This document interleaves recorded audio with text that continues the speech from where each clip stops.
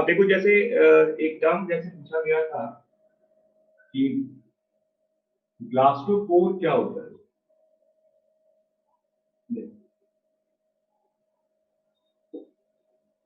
इसके बेसिस पे कैसे हम ड्यूटेरोस्टोमिया और प्रोटोस्टोमिया के बारे में बात करते हैं।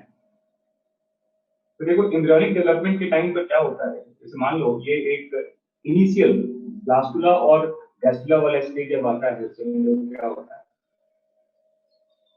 इस तरह का एक चैम्बर बनता है। ये बिल्कुल इनिशियल डेवलपमेंट है, ठीक है। और देखो इसमें इस तरह का एक कैविटी डेवलप होता है।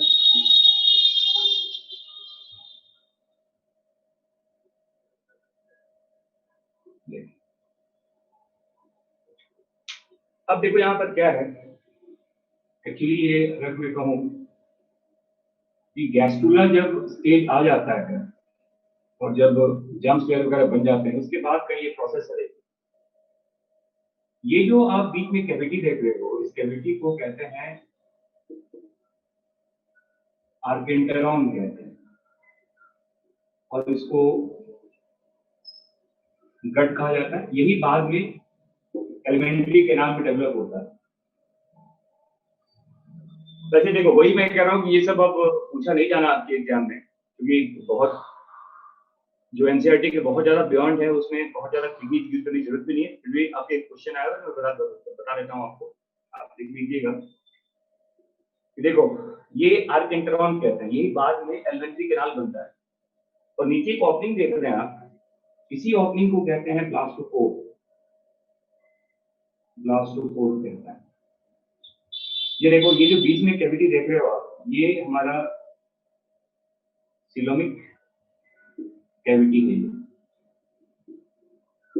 ये बाहर जो देखते हैं आप, ये एप्टोडर्म होता है। एलिमेंट्री कैनाल का जो पार्ट है देखो ये वाला, ये एंडोडर्म होता है। और मैंने कहा था कि ट्रू सिलोम वो होते हैं जिसके दोनों तरफ क्या बताइए, मेसोडर्म होता है।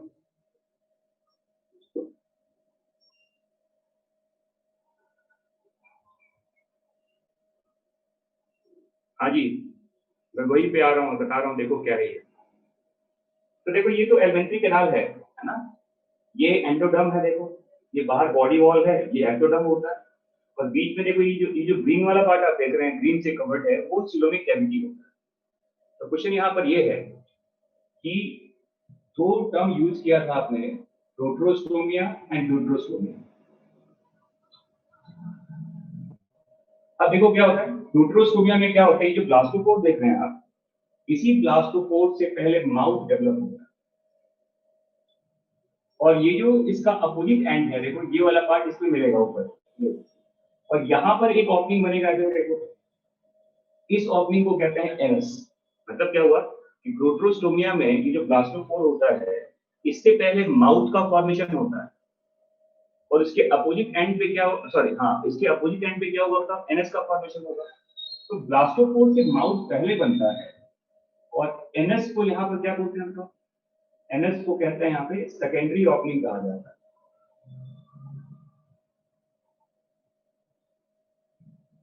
देखिए समझो मैं क्या बोल रहा हूँ। जिन बच्चों ने कल पूछा था कि प्रोटोस्टोमिया ड्यूटेरोस्टोमिया क्या होता है, वो समझ लीजिए पहले आप। ये ट्रू सिलोम वाले कंडीशंस होते हैं। मैंने बताया था टर्म स्प्लिटिंग ऑफ मेसोडर्म कहते हैं, है ना, और आउट पॉकेटिंग कहा जाता है उसको। तो देखो प्रोटोस्टोमिया में ब्लास्टोपोर से पहले क्या बना बताओ, माउथ, और एनएस यहाँ क्या होता है, सेकेंडरी ओपनिंग होता है। इसका रिवर्स कर दीजिए आप। जिस एनिमल में देखो ड्यूटेरोस्टोमिया में क्या होता है, ब्लास्टोपोर से पहले यहाँ एनएस बनता है, ये पहला ओपनिंग होता है। देखो तो ये चीज पहले एनएस में कन्वर्ट होगा, ब्लास्टोपोर, और यहाँ जो माउथ बनेगा, वो माउथ यहाँ क्या बताओ, उसको यहाँ पे क्या कहते हैं, उसे कहते हैं सेकेंडरी ओपनिंग कहा जाता है। मतलब यहाँ पर माउथ बाद में बनेगा, इस पॉइंट पे पहले बनेगा नहीं, एनएस बनेगा, और बाद में क्या होगा बताओ, सेकेंडरी ओपनिंग यहाँ पे क्या होता है, माउथ होता है, उसे ड्यूटेरोस्टोमिया कहते हैं। मैंने बताया था आपको कि ड्यूटेरोस्टोमिया में ए एन की बात करते हैं। देखो इसमें एनिडा भी आता है, आर्थ्रोपोडा भी आता है, मोलस्का भी आता है ना। और जो ड्यूटेरोस्टोमिया होते हैं उसमें 3 फाइलम आते हैं, EHC, इकाइलोडर्म्स भी आता है, हेमिकोडेटा भी आता है और कोडेटा भी आता है। ब्लास्टोसील कैविटी को कहते हैं, देखो जैसे आपने पढ़ा होगा ना, अरे तो ये तो पढ़ा होगा, जैसे ये ब्लास्टोसिस्ट होता है, देखो ऐसे ही। अगर आपको 12th क्लास में पढ़ा होगा आपने, ब्लास्टोसिस्ट ये होता है ऐसे, ये ट्रोफोब्लास्ट होता है, ये इनर सेल मास होता है। ये जो कैविटी है, इस कैविटी को क्या बोलते हैं? इसी कैविटी को ब्लास्टोसील कहते हैं। और यही ब्लास्ट, अब देखो एक और चीज याद रखना, ह्यूमन बींग्स में या जो ट्रू सिलोमेट एनिमल्स होते हैं उसमें ब्लास्टोसील से कोई सिलोमिक कैविटी डेवलप नहीं होता। ये ब्लास्टोसील बाद में डिसअपियर कर जाता है, यहाँ से कोई सिलोम का फॉर्मेशन नहीं होता। लेकिन अगर ये जो ब्लास्टोसील है इससे सिलोम डेवलप हो जाए, ऐसे सिलोम को ही क्या बोलते हैं बताओ? स्यूडोसिलोम कहा जाता है, स्यूडो सिलोमेट कहा जाता है। तो ये भी याद रखिएगा कि ट्रू सिलोमेट एनिमल में जो सिलोमिक कैविटी होता है वो ब्लास्टोसील से फॉर्म नहीं होता। लेकिन जो फॉल्स वाले होते हैं, जैसे एस्केरिस वगैरह जानते हैं आप, फॉल्स सिलोमेट जो एनिमल्स होते हैं उसमें ब्लास्टोसील ही रह जाता है और वही बाद में सिलोम के कैविटी में डेवलप हो जाता है। कहने का मतलब ये है कि इन एस्केलेमेंथस क्या होता है बताओ? जो ब्लास्टोसील है यही बाद में क्या बनेगा? सिलोमिक कैविटी में डेवलप हो जाता है और इसीलिए इसको स्यूडोसिलोमेट कहा जाता है।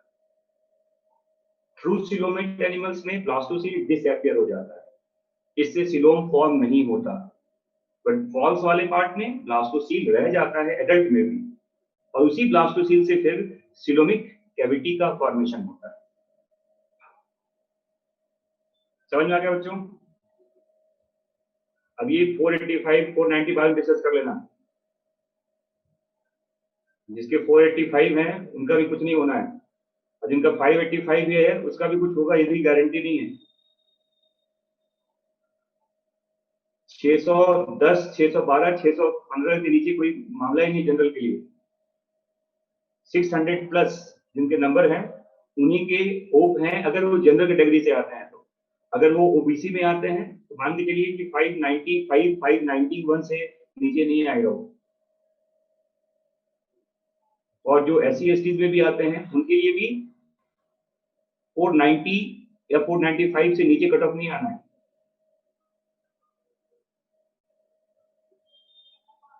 ठीक है, तो आपको अब सब कुछ क्लियर है। अब आपके दिमाग में किसी भी तरह का कंफ्यूजन नहीं रहना चाहिए और आप पूरी जान लगाइए अब अगले साल के लिए।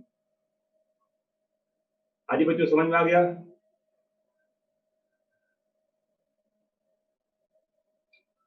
एरर अब देखो, चलो ठीक है ना, अब ये अब एरर होगा। एक्चुअली क्या है ना, बहुत मैनुअली टीचर्स उसको देख नहीं पा रहे ना, तो मुझे तो 2 क्वेश्चन मिला जिसमें एरर था, अब बाकी के एरर का पता नहीं। होपफुली जिन बच्चों का, अच्छा टोटल 13 मतलब सब मिलाकर फिजिक्स केमिस्ट्री बायो मिलाकर 13 एरर थे। ओके चलिए ठीक है, मैं इस चीज को डिस्कस करूंगा कि एरर फ्री पेपर बनना चाहिए आपका। ठीक है,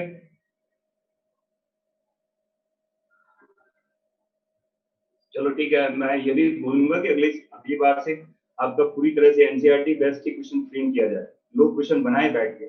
दिक्कत क्या है कि लोग पुराने क्वेश्चन उसमें चिपका देते हैं, नए क्वेश्चन को फ्रेम करने की जरूरत है।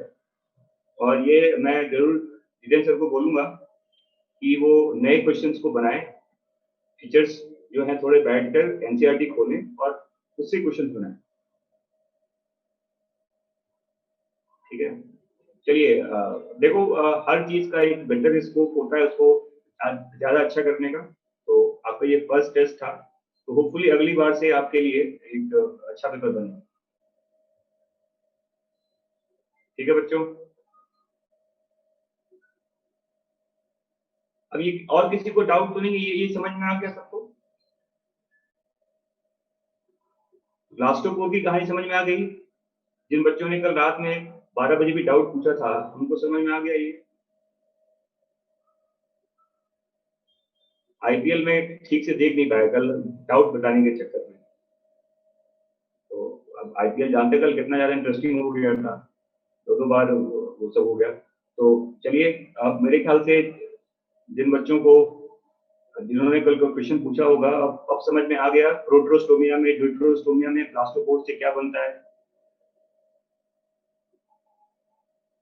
बेटा ये इंट्रिंसिक ग्रोथ, एक्सट्रिंसिक ग्रोथ, ये बॉटनी वाले, सेल वॉल वाले सर से पूछिएगा, ठीक है, वो बता देंगे आपको अच्छे से। तो ये सेल वॉल की कहानी प्लांट में चला जाता है, तो उसमें ज्यादा मैं किडनी इस्तेमाल नहीं कर पाऊंगा, ठीक है। हाँ, अब देखो ये क्वेश्चन वैसे देखो, अब एक चीज देखो मैं बता देता हूँ आपको, ये भी वैसे तो ये बाद में पढ़ेंगे आप, देखिए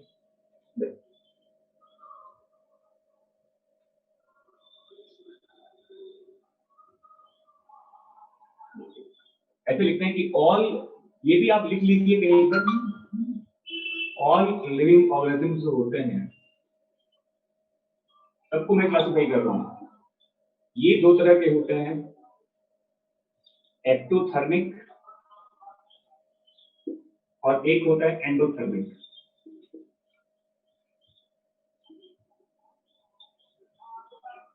एक्टोथर्मिक में ऑल प्लांट्स आते हैं और मोस्ट ऑफ द एनिमल्स कहा जाता है, मोस्ट ऑफ द एनिमल्स। और इसी, अगर वो एक्टोथर्मिक एनिमल्स की बात करें तो इसी को यहाँ पर ऑइक्लोथर्मिक भी कहा जाता है, और इसी को यहाँ पे कोल्ड ब्लडेड एनिमल्स भी कहते हैं, और एंडोथर्मिक को ही होम्योथर्मिक भी कहते हैं, और इसी को वार्म ब्लडेड एनिमल्स कहा जाता है।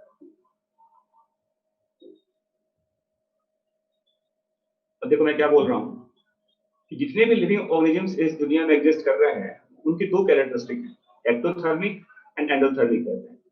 एक्टोथर्मिक वो होता है जिनको अपना जो इंटरनल बैलेंस होता है बॉडी का वो खुद मेंटेन नहीं कर सकते, उसे डिपेंडेंट होना पड़ेगा एक्सटर्नल सोर्स पे। मतलब if they want to maintain their internal system they have to dependent on external environment. Ectothermic का मतलब क्या होता है, they are dependent on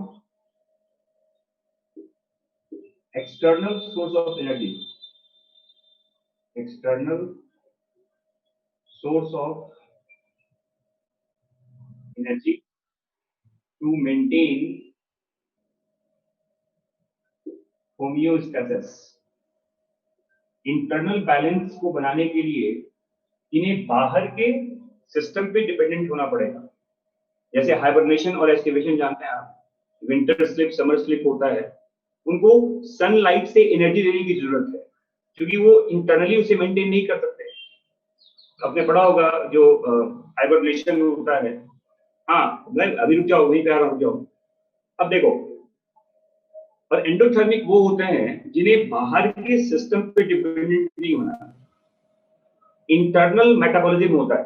endothermic में क्या बताऊं, they have internal own internal metabolism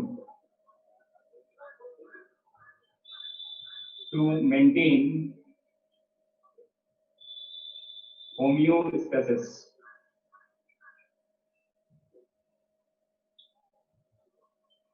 ये डिफरेंस समझ में आ गया वो पहले कि आपको आपके बॉडी का टेम्परेचर हमेशा 37 डिग्री सेंटीग्रेड है, आपको इसके लिए सनलाइट में जाने की जरूरत नहीं है।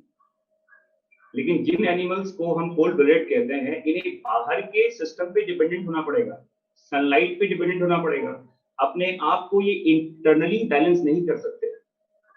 और याद रखिएगा कि केवल दो ही एनिमल जिसमें आते हैं एंडोथर्मिक में, एप्स एंड मैमल्स।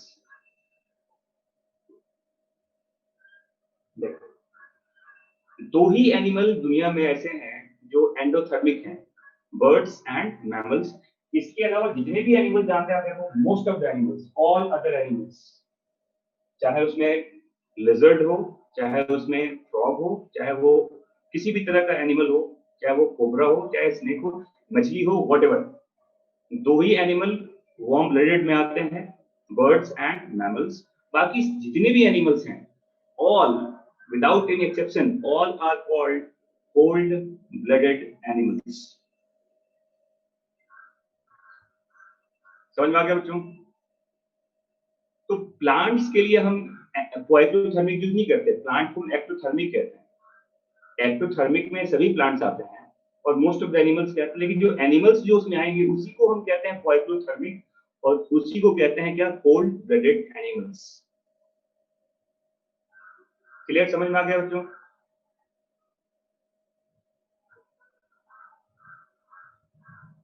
हाँ जी, समझ में आ गया?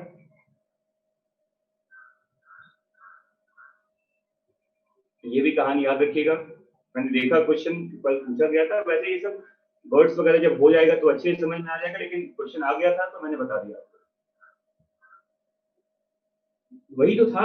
अब पता नहीं, क्वेश्चन देखा नहीं है। Hibernation is called winter slip कहा जाता है, और एस्टिवेशन को समर स्लिप कहते हैं। और ये एम्फीबिया वगैरह में होता है, पता है आपको? हाइबरनेशन, एस्टिवेशन वगैरह एम्फीबियंस कैरेक्टरिस्टिक हैं, क्योंकि वो कोल्ड ब्लड एनिमल्स होते हैं। हो सकता है, देखो ऐसा नहीं है, लिजर्ड में भी हाइबरनेशन पॉसिबल है।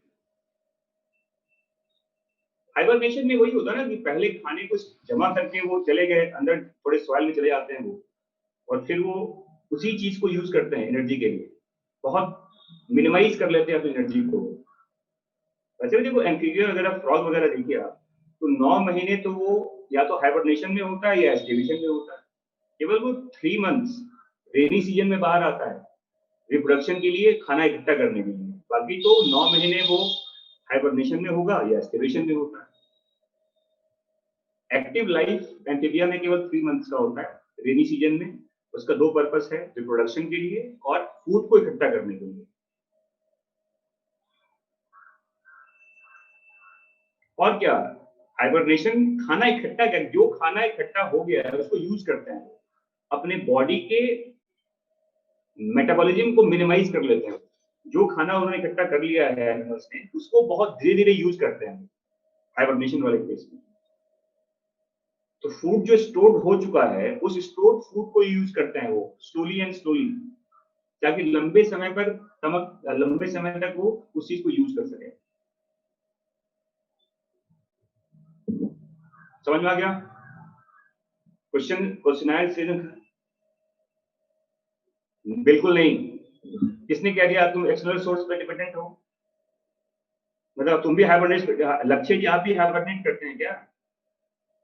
अरे हमारे बॉडी का टेम्परेचर हमेशा फिक्स होता है, we are not dependent on external source of. आपके सनलाइट पे डिपेंडेंट होते हैं क्या अपने बॉडी की टेम्परेचर को मेंटेन रखने के लिए? हमेशा धूप में बैठे रहते हो? अरे वो खाने की बात नहीं कर रहा कि आप फूड चेन की बात नहीं कर रहा मैं। जिनको अपने बॉडी के टेम्परेचर को मेंटेन रखने के लिए सनलाइट पे डिपेंडेंट होना पड़ेगा, वही आपका होता है ectothermic. We have own system, internal system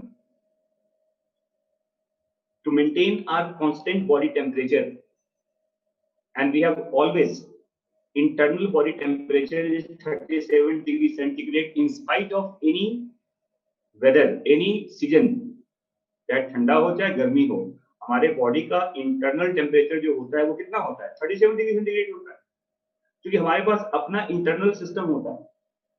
समझ में आ गया बच्चों? क्लियर है यहां तक? तो मैंने कह दिया कि एंडोथर्मिक में केवल 2 ही एनिमल्स आते हैं, birds and mammals, that's all. चलिए ठीक है, अब मैं इसको मिटा दूंगा। अब मैं स्टार्ट करता हूँ एसेल लिंकेज जो आप कह रहे हैं। यस ऑब्वियसली, चाहे कितना, देखो कोल्ड में क्या होता है, धूप में क्यों बैठते हैं? क्योंकि आपका ये जो स्किन है ना, स्किन के रिसेप्टर्स को कोल्ड फील होता है। इसका मतलब ये नहीं है, देखो सिवरिंग क्यों करते हैं, वो आपका इंटरनल सिस्टम है, सिवरिंग करते हैं तो आपके बॉडी में हीट जनरेट होता है। वो कांस्टेंट रखने के लिए होता है। आप धूप में इसलिए नहीं बैठते कि आपके बॉडी का टेम्परेचर पहले 16 डिग्री सेंटीग्रेड था, अब 37 हो जाएगा। ठंड आपको लगती है आपके स्किन के रिसेप्टर्स को, कोल्ड रिसेप्टर्स यहाँ पर होते हैं। बॉडी का टेम्परेचर हमेशा फिक्स होता है इंटरनली 37 डिग्री सेंटीग्रेड। और अगर 39 अभी हो गया ना, 39 में पहुंच गए, कोरोना के चांसेस हो जाएंगे। ऐसे देखा होगा, लगाते हैं ना आपके स्किन हेड पे, टेम्परेचर मेजर करते हैं वो। तो अगर आपकी बॉडी का टेम्परेचर 37 डिग्री सेंटीग्रेड है तो आप सही हैं। अब देखो रेडियल का ही पार्ट होता है। कई बार जैसे कहते हैं ना, सी एनिमोन वगैरह में या फिर टिनोफोरा वगैरह में भी होता है कि रेडियल सिमेट्री क्या होता है बताओ। कई सारे एक्सिस होते हैं, बट अगर केवल 2 एक्सिस से बॉडी कट हो जाए, केवल 2 ही एक्सिस हो, उसी को बायरेडियल कह देते हैं। रेडियल का ही टाइप होता है ये, और ये सी एनिमोन में होता है और कुछ टिनोफोरा वगैरह में भी होता है। ठीक है,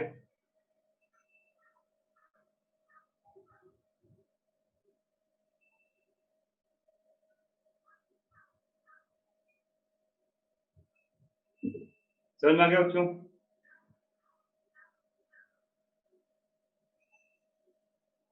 चलिए ठीक है, स्टार्ट करें हम। डाउट सेशन खत्म हुआ बच्चों सबका? होपफुली सबका डाउट क्लियर हो गया होगा। अभी भी कोई डाउट बचा है आप लोगों का कोई, तो मैं उसको डिस्कस कर लेता हूँ। होपफुली जो भी मेरे पास क्वेश्चन आया था व्हाट्सएप पे मैंने बता दिया आपको। तो मैंने लास्ट क्लास में इंस्ट्रूमेंटस स्टार्ट किया था।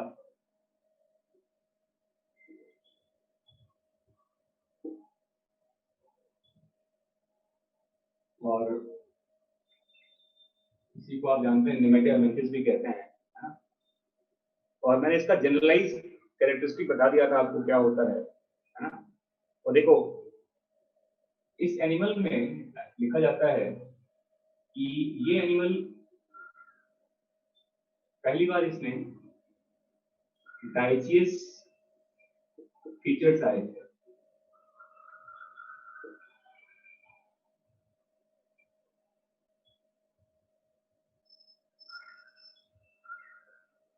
मतलब ये अगर देखा जाए तो ये पहला पहला ऐसा फाइलम था जिसमें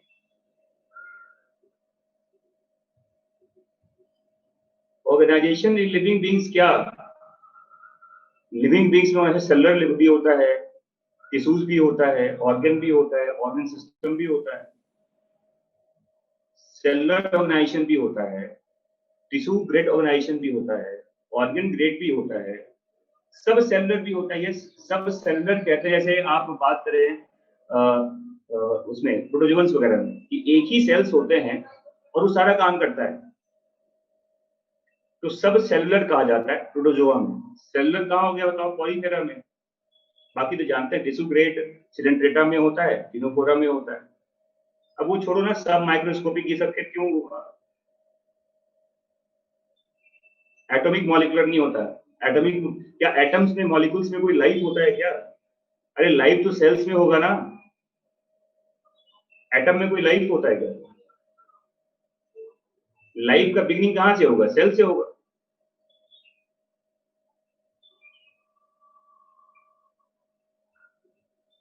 ऑर्गेनाइजेशन एटॉमिक लेवल में नहीं होता कुछ भी, ऐसा कोई लाइफ टर्म यूज नहीं करते।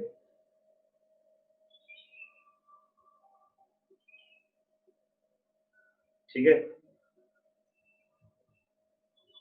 चलो यहाँ देखो डाइसियस फीचर्स कहा जाता है एस्टेरिटिस को। और इसमें देखो क्या होता है, अगर आप जैसे एस्केरिस की बात करेंगे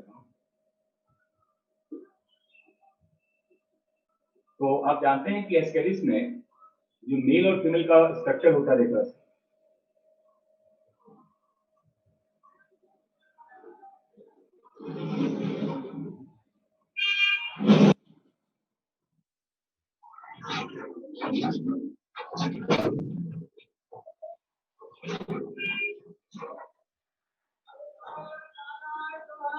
देखो अगर आप डायग्राम देखें, आपकी बुक में भी बना हुआ है डायग्राम।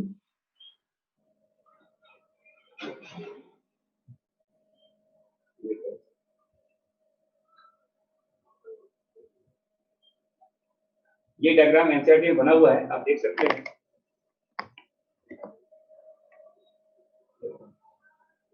कि आप देखो यहाँ पर ऐसे, ये एक मेल एस्केरिस का स्ट्रक्चर है और ये एक फीमेल एस्केरिस है। और याद रखिएगा कि इन दोनों में देखिए यहाँ पर ये माउथ का पार्ट होता है ये, और यहाँ देखो नीचे ये नीचे यहाँ पर मेल में क्लोइका कहते हैं, जबकि फीमेल के नीचे पार्ट को एनएस कहा जाता है। इसके अलावा देखो ये दो जो स्ट्रक्चर आप देख रहे हैं, इसको पीनियल सिटे या स्पिकुल्स कहा जाता है। स्पिकुल्स ये पेयर्स में होते हैं, देखो एक दो स्पिकुल्स कहते हैं इसको, है ना। और इसके अलावा देखो ये पेपिला होता है, पेपिला कैंसिडी स्ट्रक्चर्स होते हैं ये। फीमेल में ऐसा कुछ नहीं होता, कोई स्पिकुल्स नहीं है, कोई यहाँ पर पेपिला नहीं होता। और देखिए इसके बाद देखो यहाँ पर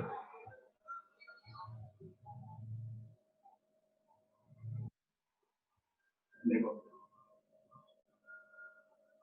ये एक इसका एक्सक्रीटरी पोर है जो दोनों में कॉमन होता है। इसके अलावा एक और ओपनिंग है, देखो यहाँ पर ऐसे, इसको फीमेल गोनोपोर कहता है, फीमेल गोनोपोर कहा जाता है।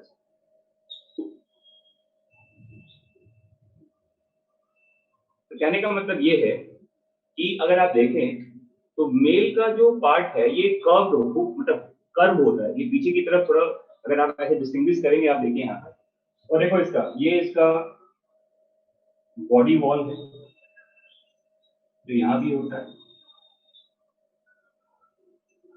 तो आप देखिए डिस्टिंक्ट सेक्सुअल डायमॉर्फिज्म कहते हैं, आप बाय द मॉर्फोलॉजी भी पहचान सकते हैं मेल और फीमेल एस्केरिस को। तो क्या लिखते हैं, देखो ऐसा लिखा जाता है कि they have distinct sexual dimorphism कहा जाता है। By the morphology we can distinguish in between the male and female ascaris। और अब देखिए यहाँ पर अगर आप डिस्टिंग्विश करेंगे मेल और फीमेल को, तो मेल जो होता है वो शॉर्ट होता है और लिखते हैं क्या कि पोस्टीरियरली कर्व्ड होता है, हमेशा थोड़ा टेढ़ा सा होता है। मेल इसमें टेढ़ा होता है, याद रखिएगा।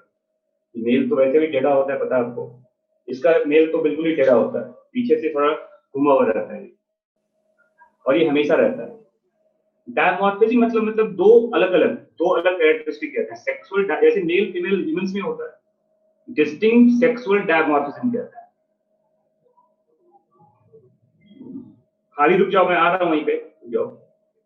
देखो अब यहाँ देखिए, तो मेल में देखो क्या होता है, ये शॉर्ट होता है, पोस्टीरियरली कर्व्ड होता है। ये फीमेल्स का बॉडी जो होता है देखो ये स्ट्रेट होता है एंड लॉन्गर होता है, ये थोड़ा बड़ा होता है। वैसे तो आपके एनसीईआरटी में भी मेल का फीमेल के डायग्राम को भी थोड़ा कर्व बता दिया गया है, थोड़ा टेढ़ा कर दिया है, वैसे टेढ़ा होता नहीं है। अरे रुक जाओ, आ रहा हूं। फीमेल के स्ट्रक्चर को भी थोड़ा टेढ़ा बता दिया गया, थोड़ा सा कर्व कर दिया गया, पेज बचाने के लिए किया गया। बॉडी स्ट्रेट होता है इसका। डायग्राम में देखना, मेल फीमेल का डायग्राम बना हुआ है आपके एनसीईआरटी में, उसमें फीमेल्स के बॉडी को भी थोड़ा ऐसे घुमा दिया है पीछे की तरफ। शॉर्ट पोस्टीरियरली कर्व लिखा हुआ है, पीछे से घुमा हुआ है। पोस्टीरियरली कर्व लिखा हुआ है, कर्व CURVD, पोस्टीरियरली कर्व, ठीक है। अब यहाँ देखो, अब देखो होता क्या है कि आपको पता है कि मेल में क्लोइका होता है और यहाँ पर एनएस होता है। अब देखो क्लोइका का फंक्शन यहाँ पर क्या है, देखिए क्लोइका का फंक्शन यहाँ पे गैमेट डिस्चार्ज करना भी होता है और फीकल मैटर को भी पास करता है। याद रखिएगा, क्लोइका का डबल रोल होता है, गैमेट डिस्चार्ज करता है और फीकल मैटर को ये पास करता है। एक्सक्रीटा जो है फीकल मैटर को उसे ये पास करता है। देखो उसका जो यूरिन वाला पार्ट है, जो भी इसका वाटर वाला पार्ट होता है, जो उसका यूरिन वाला पार्ट होता है, उसके लिए भी इसके पास ये वाला ओपनिंग होता है, एक्सीटरी पोर कहते हैं, है ना? तो दोनों में होता है, ये मेल फीमेल दोनों में होता है, बट क्लोइका मेल में होता है जिसका डबल रोल होता है, फीकल मैटर को रिलीज करना और दूसरा क्या बताओ, गैमेट को डिस्चार्ज करना। यहाँ पर देखो गैमेट डिस्चार्ज करने के लिए यहाँ क्या होता है, फीमेल दोनों में पोर होता है। तो टोटल ओपनिंग देखा जाए फीमेल में कितने हुए, 1 2 3 4, मेल में 3 ही ओपनिंग है, देखो 1 2 और 3। तो देखो यही फर्क होता है, फीमेल में गैमेट को डिस्चार्ज करने के लिए बाद गोनोपोर होता है, फीमेल गोनोपोर कहते हैं इसको। मेल में ऐसा कोई गोनोपोर नहीं होता, क्लोइका से ही गैमेट डिस्चार्ज होगा और क्लोइका से ही फीकल मैटर का भी डिस्चार्ज होता है। समझ में आ गया बच्चों? और यहाँ देखो, यहाँ पेपिला मिलता है, पेपिला एक सेंसरी ऑर्गन है, पेपिला वगैरह जो होता है ना, ये एक सेंसरी ऑर्गन की तरह वर्क करता है, कीमो रिसेप्टर कहते हैं इसको। पेपिला जो होता है इसे कीमो रिसेप्टर कहा जाता है, ये सेंसरी ऑर्गन होता है। यहां पर पेपिला नहीं होता।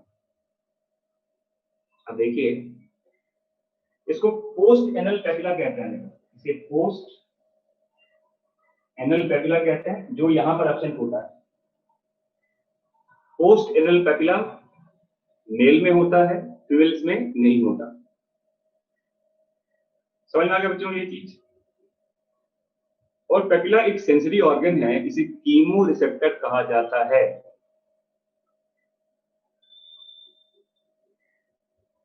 तो ये तो देखो इसी को कहते हैं, आप मॉर्फोलॉजी देखकर अगर पहचान सकते हो दो अलग अलग स्ट्रक्चर को, मेल फीमेल को, इसी को कहते हैं सेक्सुअल डायमॉर्फिज्म। मॉर्फोलॉजी से आप डिस्टिंग्विश कर सकते हैं, ये मेल एस्केरिस है, ये फीमेल एस्केरिस है। क्लियर? समझ में आ गया सबको यहां तक? हाँ जी बच्चों, क्लियर यहां तक सबको? ठीक है, चलिए अब देखो, अब आपके एनसीईआरटी में क्या लिखा हुआ है कि इनका जो माउथ होता है, देखो दोनों में कॉमन है ये, इसके माउथ में भी कुछ इस तरह के देखो स्ट्रक्चर्स बने होते हैं।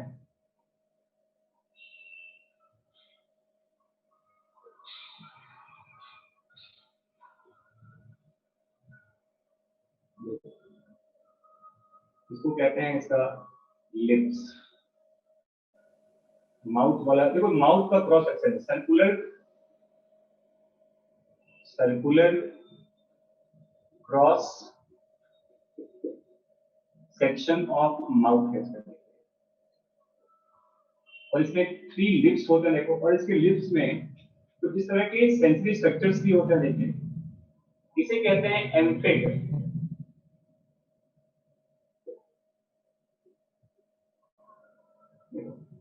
इसका जो माउथ का इसके जो माउथ का देखो क्रॉस सेक्शन होता है, ये एनसीईआरटी में लिखा हुआ है, they have circular cross section of mouth.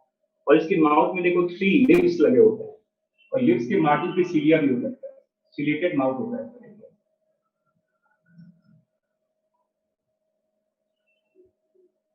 Ciliated mouth होता है इसका, 3 लिप्स होता है देखो, 1 2 3, और लिप्स में भी एम्फिड जैसा स्ट्रक्चर होता है।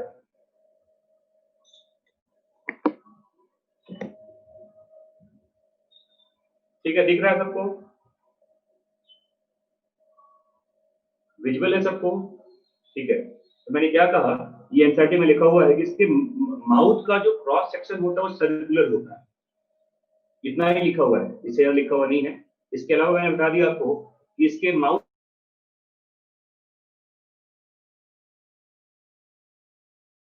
एक तरह का सेंसरी ऑर्गन कहा जाता है।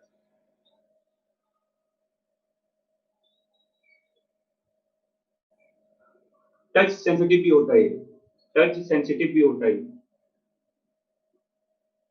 टच सेंसिटिव ऑर्गन कहा जाता है, एम्फिड वगैरह को। बट आपको इतना जानना काफी कि एम्फिड एक तरह का इसका सेंसरी ऑर्गन है जो माउथ वाले पार्ट्स में होता है, और माउथ में 3 लिप्स होते हैं, सिलिएटेड मार्जिन होता है इसका, सिलिएटेड मार्जिन होता है इसका। समझ में आ गया सबको बच्चों? क्लियर है यहां तक सबको? और ये माउथ, हाँ जी, लिप्स पे ही होता है, एम्फिड का प्रेजेंस होता है, लिप्स में ही एम्फिड का प्रेजेंस होता है।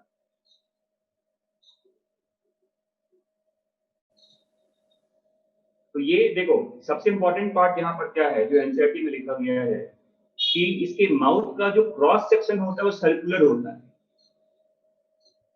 अरे यार जी बताओ, तुम्हारे बॉडी में, ह्यूमंस बॉडी में कितने ओपनिंग होते हैं यूरिन पास करने के लिए और फीकल मैटर पास करने के लिए? एक ही ओपनिंग होता है क्या? अरे जैसे ह्यूमंस में 2 ओपनिंग होते हैं, यूरेथ्रा होता है और एनस का पार्ट होता है। कितना कॉमन सा चीज है, क्यों कंफ्यूज कर रहे हो तुम लोग? एक्सक्रीटरी पोर्ट से यूरिन पास होगा और क्लोएका से इसका फीकल मैटर पास होता है, गैमेट पास होता है, खत्म होगी कहानी। ठीक है ना, समझ में आ गया? और देखो मैंने कहा कि इन सभी इंफॉर्मेशन में जो सबसे इंपॉर्टेंट इंफॉर्मेशन आपकी ये है कि इसके माउथ का क्रॉस सेक्शन जो होता है वो सर्कुलर होता है, और इसीलिए आप जानते हैं कि एसएल मिंटिस वगैरह को कॉमनली हम क्या बोलते हैं बताओ? इसे राउंड वर्म कह देते हैं। ये एनसीईआरटी में लिखा हुआ है कि राउंड वर्म क्यों कहते हैं इसको, क्योंकि इसके माउथ का जो क्रॉस सेक्शन होता है वो सर्कुलर शेप का होता है, and that's why they are called round worm. समझ में आ गया बच्चों सबको ये चीज? यहां तक सबको क्लियर है? चलिए ठीक है, अब यहां देखो डायग्राम समझ में आ गया सबको? चलिए ठीक है, अब मैं इसको मिटा रहा हूं। अब देखो, अब अगर आप थोड़ा सा ब्रीफली ऐसे कंपेयर कर लें आप प्लेटियल मेंटिस को और एसएल मेंटिस को, मतलब पिछले फाइलम से, तो देखो डिफरेंस कहां पर होता है? तो डिफरेंस कहते हैं इसको, आप कहते हो ये एक सिलोमेट होता है और ये सीडो सिलोमेट कहते हैं। इसके बाद देखो यहां पर ऑर्गन ग्रेड बॉडी प्लान होता है, तो यहाँ पे ऑर्गन सिस्टम ग्रेड के,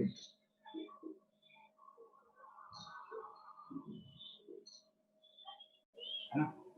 तो देखो इसके बॉडी वॉल में both longitudinal muscle fibre and circular muscle fibre मिलता है बॉडी वॉल में। यहाँ केवल लॉन्गिट्यूडनल होता है, ओनली लॉन्गिट्यूडनल कहते हैं muscle fibre. Circular muscle fibre इसके बॉडी वॉल में नहीं होता, ये याद रखिएगा। क्वेश्चन पूछा भी गया है, पहले पूछा गया है, एनसीईआरटी में लिखा हुआ नहीं है, बट थोड़ा सा इंपॉर्टेंट इंफॉर्मेशन है, बस याद रखना। इसके बॉडी वॉल में, प्लेटिया हेलमिंथिस के बॉडी वॉल में लॉन्गिट्यूडिनल मसल फाइबर भी होता है और सर्कुलर मसल फाइबर भी होता है, जबकि एसएल मिंथिस के बॉडी वॉल में केवल, क्या बताओ, केवल क्या होता है? लॉन्गिट्यूडिनल मसल फाइबर होता है, सर्कुलर यहाँ पर नहीं होता। फिर देखिए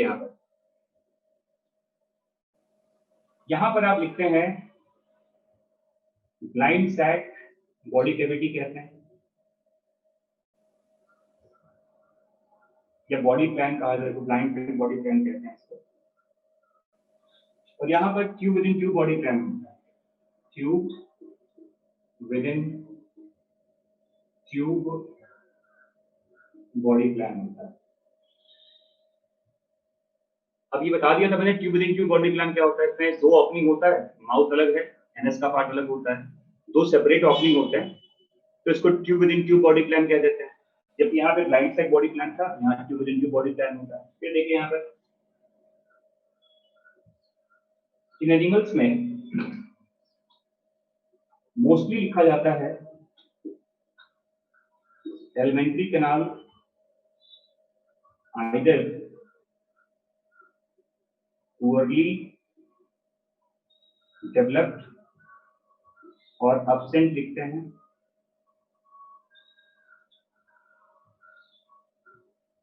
जब यहां देखो elementary canal is present with muscular pharynx है, ये एनसीईआरटी में लिखा हुआ है, याद रखिएगा इसको। Longitudinal muscle fibre, longitudinal muscle fibre LMF लिखा हुआ है, इधर देखो लॉन्गिट्यूडिनल मसल फाइबर लिखा हुआ है।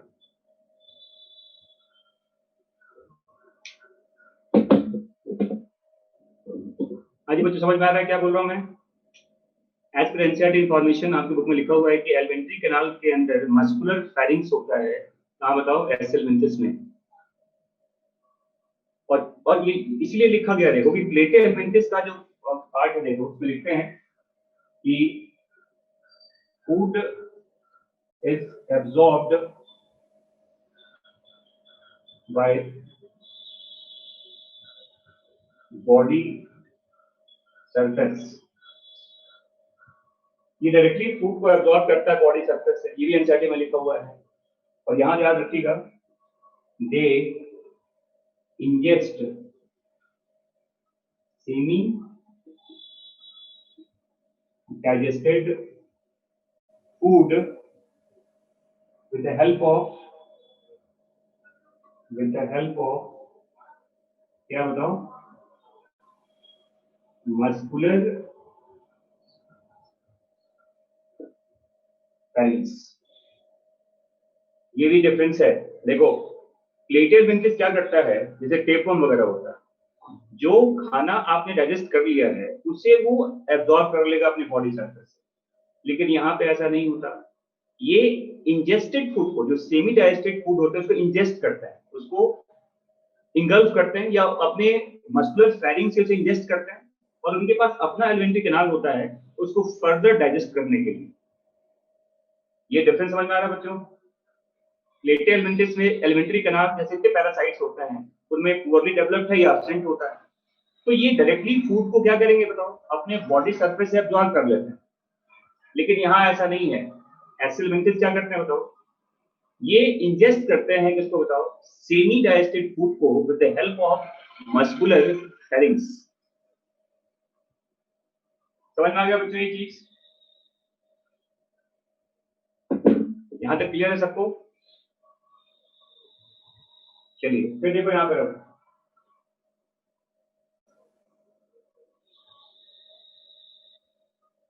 देखो फिर क्या कहते हैं, देखो प्लेटल विंटिस में they have flame cells for excretion. भाई तुम खाना खाते हो, ह्यूमन जो खाना खाएगा, जो आपके एलिमेंट्री कैनाल में डाइजेस्ट होगा, उसी डाइजेस्टेड फूड को ये इंजेस्ट करता है। क्या बाहर थोड़ी जाएगा रेस्टोरेंट में खाना खाने के लिए? ये करनाल में जो है वहां पे चौक पे जो दुकान है वहां पे जाएगा वो कि खाना खाने के लिए? अरे जो आप खाना खा रहे हो उसका जो सेमी डाइजेस्टेड फूड होगा उसी को ये इंजेस्ट करता है। तो देखो यहाँ फ्लेम सेल्स कहते हैं, यहाँ पर except H, H for horse, excretory canal होता है।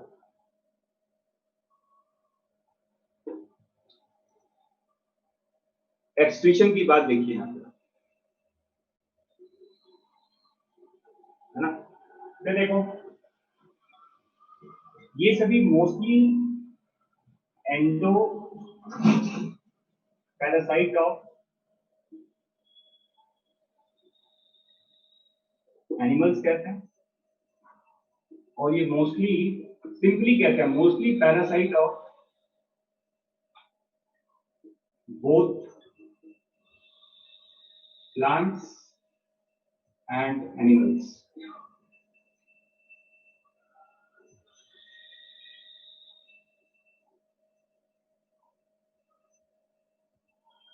समझ आ गया बच्चों?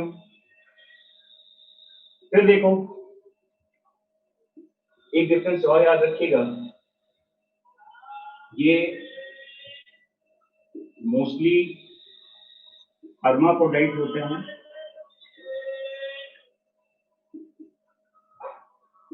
जबकि ये मोस्टली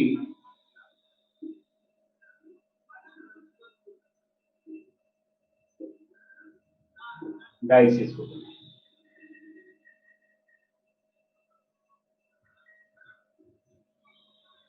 समझ में आ गया बच्चों? बाकी देखो अब प्रोटोनेफिडिया, कई बार ये फ्लेम सेल्स वगैरह को ही कह दिया जाता है प्रोटोनेफिडिया, प्रिमिटिव टाइप ऑफ नेफिडिया कह देते हैं, ठीक है। बट ये सब term it is all useless, कोई जरूरत नहीं है केवल ये फ्लेम सेल्स याद रखिए, या फिर एक टर्म याद कर लेना, बताया था मैंने आपको, इसी को सोमेनोसाइट भी कह देते हैं।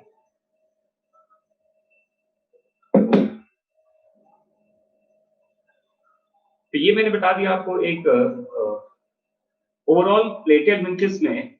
और एक और चीज याद रखना, इसका जो बॉडी वॉल होता है, body wall is covered with chitinous cuticle. जो पैरासाइट्स होते हैं, जो एंडोपैरासाइट होते हैं, उनमें काइटिनियस क्यूटिकल होता है, जबकि यहां लिखते हैं कि body wall is covered with scleroprotein कहा जाता है।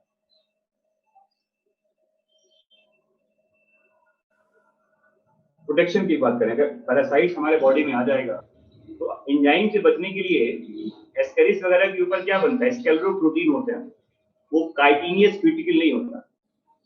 काइटिनियस क्यूटिकल डेवलप कहां होता है? प्लेटीहेलमिन्थस में। किस चीज के लिए बताओ? आपके डाइजेस्टिव सिस्टम के एंजाइम से अपने आप को बचाने के लिए। समझ में आ गया बच्चों? सब प्लेटीहेलमिन्थस में, एस्केलमिन्थस में रेस्पिरेशन, नर्वस सिस्टम सब एक जैसा होता है, उसमें डिफरेंस नहीं होता। वैसे भी ये सभी एंडोपैरासाइट्स होते हैं, तो बहुत सारा एनर्बिक कंडीशन में सर्वाइव कर जाते हैं। नर्वस सिस्टम जैसा प्लेटीहेलमिन्थस में था, वैसे यहाँ भी होता है। Double ventral solid nerve cord, body wall लिखा हुआ है, is covered with chitinous cuticle to protect from the host enzyme. Host के एंजाइम से बचने के लिए इनके बॉडी के ऊपर काइटिनियस क्यूटिकल डेवलप होता है, और यहाँ पे स्केलेरोप्रोटीन होता है। और मैंने क्या कह दिया कि रेस्पिरेशन मोस्टली गैसेस एक्सचेंज वगैरह बॉडी सरफेस से ही कर लेता है, अलग से कोई ऑर्गन नहीं होता यहाँ। और नर्वस सिस्टम जैसा प्लेटी में होता है वैसा एस्केलमिन्थस में भी होता है। Double ventral solid nerve cord कहा जाता है, एक ही तरह का होता है। Both have double ventral solid nerve cord. Development दोनों में इनडायरेक्ट होता है, लार्वा यहाँ भी होता है, लार्वा यहाँ भी होता है। फर्टिलाइजेशन दोनों में इंटरनल होता है, इंटरनल यहाँ भी होता है, इंटरनल यहाँ भी होता है, वो सब एक ही जैसा होता है। तो नर्वस सिस्टम की बात करें, रिप्रोडक्टिव सिस्टम की बात करें, तो उनका ऑलमोस्ट स्ट्रक्चर एक जैसा ही होता है। इंटरनल फर्टिलाइजेशन, इनडायरेक्ट डेवलपमेंट दोनों में कॉमन होता है। समझ में आ गया बच्चों ये चीज सबको?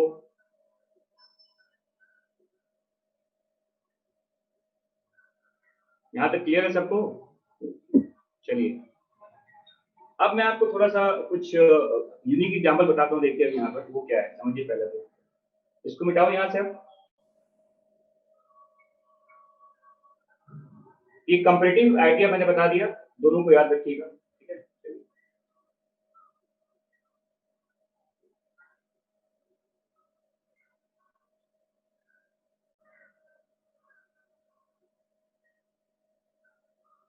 और देखो थोड़ा सा एक और चीज याद रख लीजिएगा यहाँ पर कि ये सभी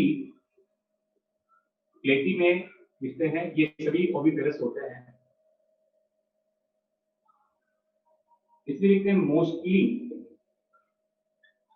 ओविपेरस,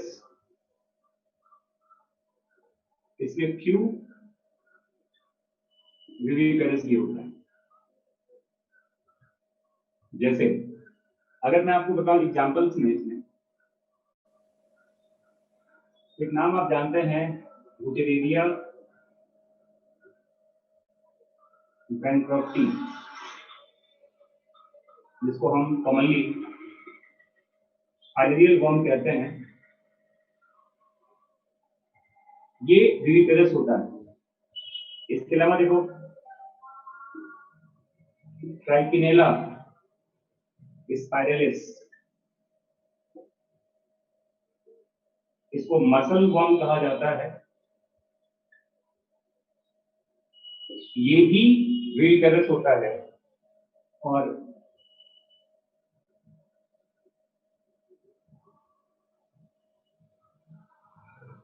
जो ड्रैगनफुलस होता है, ड्रैगनफुलस मेलिनेंसिस,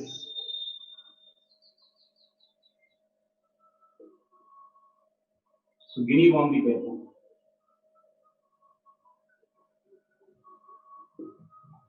ये तीनों एग्जाम्पल देखो,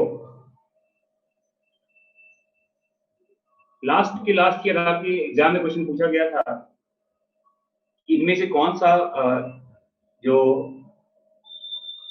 कौन सा एस्सेल्मिंथिस जो है वो विविपेरस होता है। आंसर ये था, देखो ट्राइकिनेला स्पाइरलिस। वैसे देखो मैंने क्या कहा, आपके लिए जो सबसे बेस्ट एग्जांपल है वो वुटेरेरिया का है।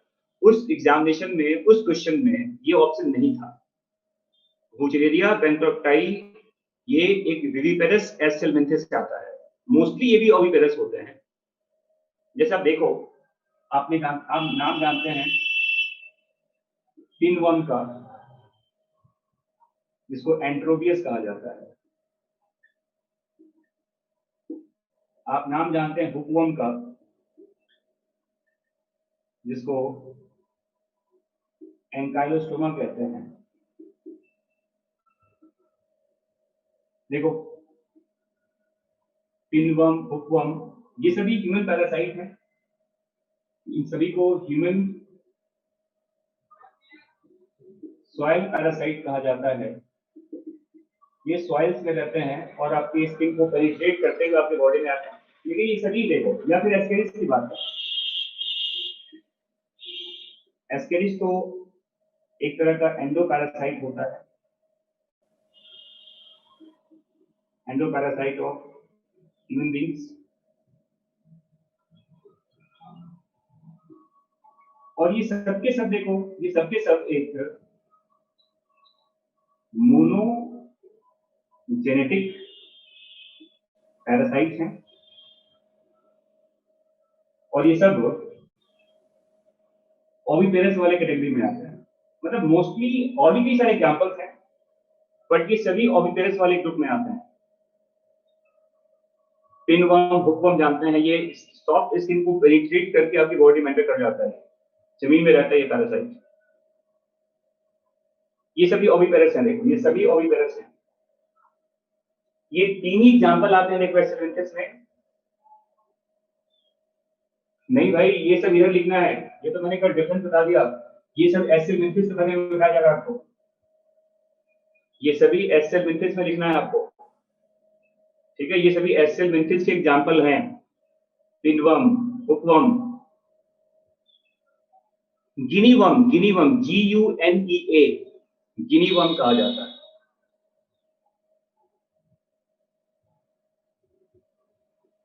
बाकी अब देखो वुटेरिया का लाइफ साइकिल क्या है, ये पढ़ेंगे हम ह्यूमन हेल्थ एंड डिजीज वाले पार्ट में। केवल ये नाम याद रखिए, यहाँ पर वुटेरिया, बैंक्रॉफ्टाई और एस्केरिस, इन दो का लाइफ साइकिल आप पढ़ेंगे जब मैं डिस्कस करूंगा ह्यूमन हेल्थ एंड डिजीज, जो 12वीं क्लास में आएगा। इनमें से दो के बारे में आपके एनसीईआरटी में लिखा हुआ है, एस्केरिस के बारे में और इसके बारे में। इसकी एक ब्रीफ लाइफ साइकिल मैं बताऊंगा आपको जब हम डिजीज की बात डिस्कस करेंगे। वुटेरिया एक डाइजेनेटिक पैरासाइट है, दो होस्ट में अपना लाइफ साइकिल पूरा करता है। जबकि एस्केरिस का जो लाइफ साइकिल है वो सिंगल होस्ट में पूरा होता है, मोनोजेनेटिक पैरासाइट कहते हैं इसको। जबकि वुचरेरिया क्या बताओ, ये डाइजेनेटिक पैरासाइट होता है। तो आप देखिएगा 2-3 साल पहले पिनवर्म एंटेरोबियस कहते हैं, ENTERO। भाई साहब एनसीईआरटी में भी नाम लिखा हुआ है, ये कोई यूनिक नाम नहीं बताया गया आपको। जितने भी नाम, ये 2 नाम नहीं है, देखो ये 2 नाम नहीं है, बाकी सारे नाम एनसीईआरटी में भी दिए गए हैं। तो एनसीईआरटी भी खोल के बैठा कीजिए आप। एंट्रोबियस कहा जाता है पिनवर्म को, और एंकाइलोस्टोमा कहते हैं किसको बताओ, एंकाइलोस्टोमा कहते हैं किसको, हुकवर्म को कहा जाता है।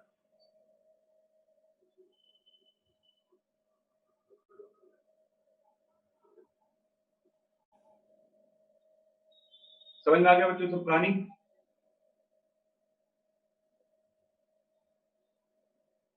तो ये कुछ लिमिटेड एग्जांपल्स हैं। पिनवर्म एंट्रोबियस दिया हुआ नहीं एनसीईआरटी में,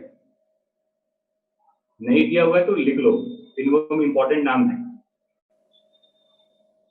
पिनवर्म एक इंपॉर्टेंट नाम है, याद रखिएगा। तो मैंने कह दिया कि aschelminthes are mostly oviparous but few are viviparous. और ये 3 एग्जांपल्स मैंने बताया आपको, ये तीनों एग्जांपल याद रखिएगा, क्योंकि एक एग्जांपल इसमें ट्राइटिनेला के बारे में। हाँ भाई, सब हुकवर्म वगैरह सब प्लेटेड, सब एस्टेलमिंथिस में आता है। ऐसे तो मैंने कहा कि प्लेटेड मेंथिस है, ये सब कुछ एस्टेलमिंथिस में ही आता है। जितने भी एग्जांपल्स लिखे गए यहाँ पर सब एस्टेलमिंथिस का एग्जांपल है। प्लेटेड मेंथिस में कोई एग्जांपल लिखा हुआ नहीं, मैंने डिफरेंशिएट किया था केवल कि प्लेटेड मेंथिस सभी ओविपेरस होते हैं, एस्टेलमिंथिस ओविपेरस भी होते हैं और विविपेरस भी होते हैं, कुछ विविपेरस होते हैं, ये सभी ओविपेरस में आते हैं। देखो एस्टेलमिंथिस में सबके सब, ठीक है, क्लियर? तो ये था आपका फाइलम एस्टेलमिंथिस। अब नेक्स्ट क्लास में स्टार्ट करेंगे फिर फाइलम एनिलिडा के बारे में। जितना, अब देखो इंफॉर्मेशन बहुत सारे हैं इसमें, ये बिल्कुल ब्रीफ इंफॉर्मेशन है, इतना आपको याद रखना है, क्वेश्चंस इससे नहीं छूटेगा आपसे।